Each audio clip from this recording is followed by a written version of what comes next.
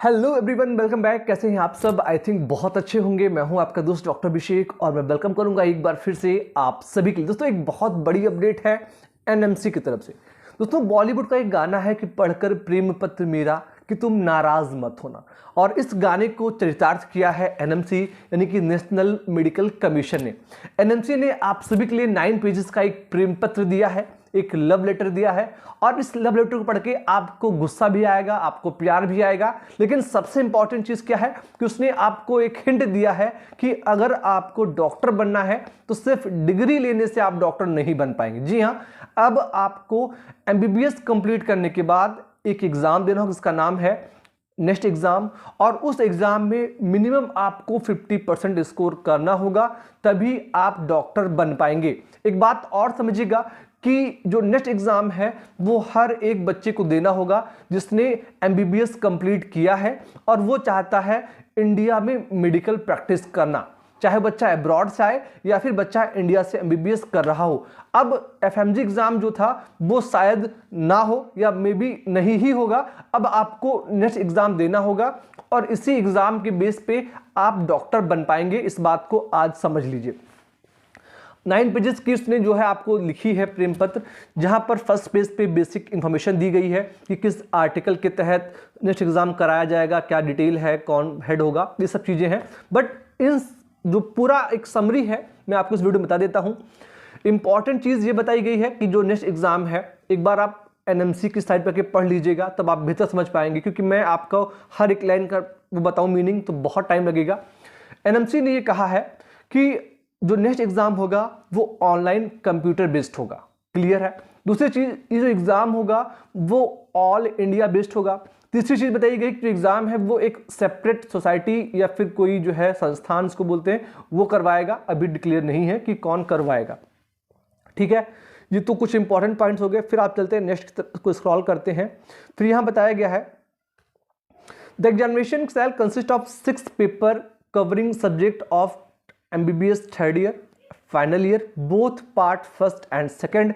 For example उसने दिया है subject of medicine and allied discipline, surgery, obstetrics, paediatrics, ठीक है, ऑप्थेल्मोलॉजी, मतलब जितने भी सब्जेक्ट हैं उन सभी की जो है डिटेल आपको दे दी गई है।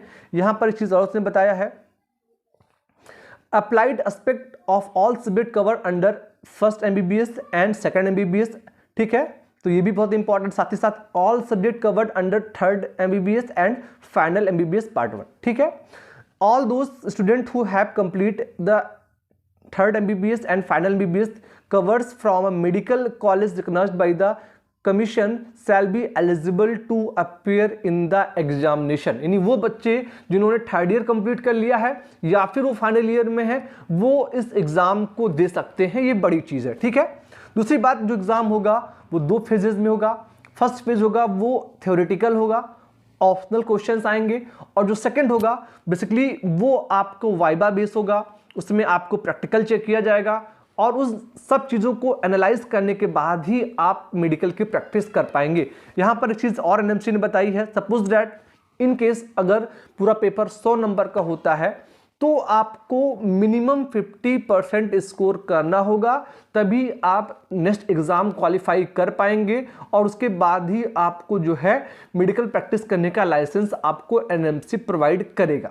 दूसरी बात कि इन केस आपने आप एग्जाम में अपेयर हुए और किसी सब्जेक्ट में आपको थोड़ा सा आपके नंबर कम रह गए या फिर आपको सप्ली लग गई, बैक लग गई, तो अब आपको उसके लिए भी एक एक्स्ट्रा चांस मिलेगा।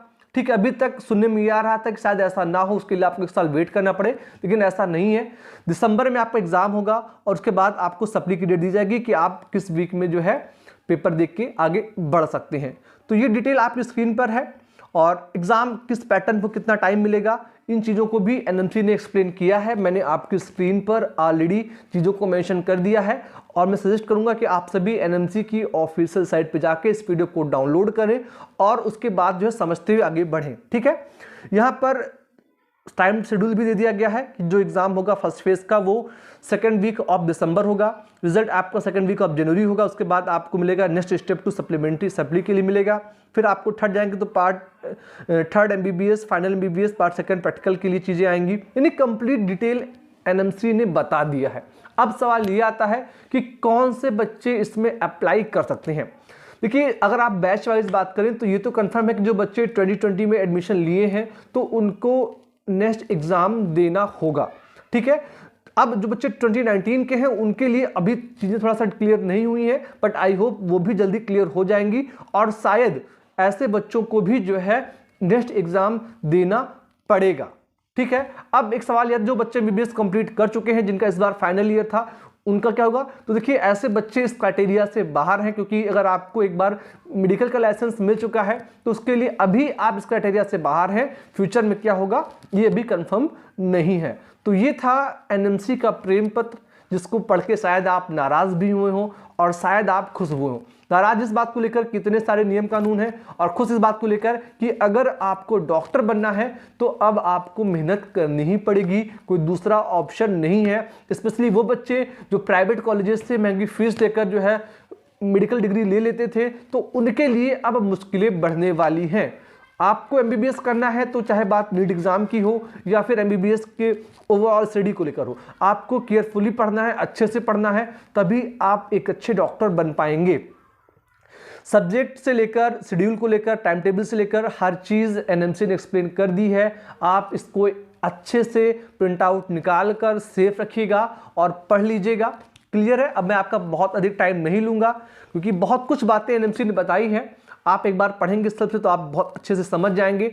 हर एक चीज़ को एक्सप्लेन करने के लिए मुझे बहुत टाइम लगेगा। फिलहाल के लिए मैं आपका इतना ही टाइम लूँगा। आप सभी दोस्तों से रिक्वेस्ट है कि अगर वीडियो अच्छे प्लीज़ वीडियो को लाइक कर दें, अगर आप नए हैं तो प्लीज़ सब्सक्राइब कर लें। ऐसी ही मेडिकल से जुड़ी हुई हर इन्फॉर्मेशन जानने के लिए हमारे इस चैनल पे आप बने रहें। Thank you so much. जय हिंद।